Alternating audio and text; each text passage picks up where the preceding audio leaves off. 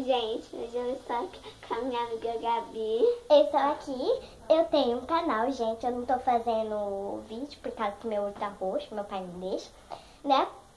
E hoje a gente vai fazer mais um vídeo aqui no canal, Palhaçadas com Gabi e Beatriz. Aí quando eu fazer o vídeo, eu vou falar tudo sobre o meu olho roxo, que aconteceu. Vai ficar meu olho roxo. Tá, então vamos começar.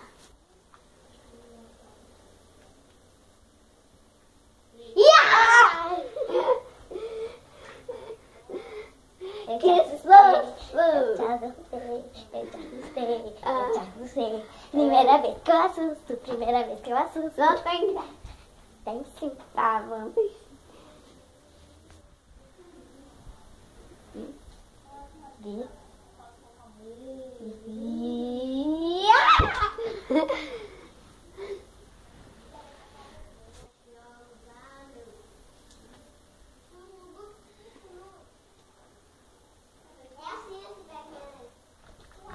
Ai, que susto!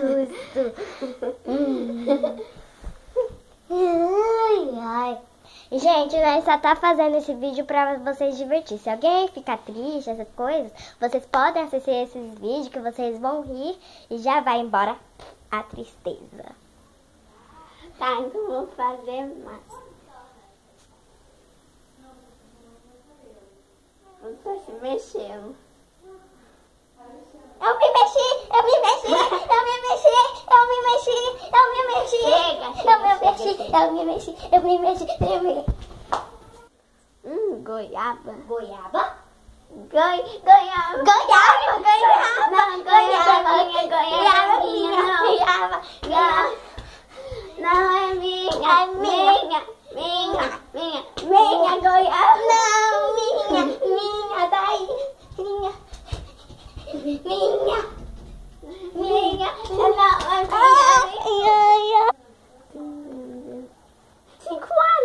5 horas da manhã.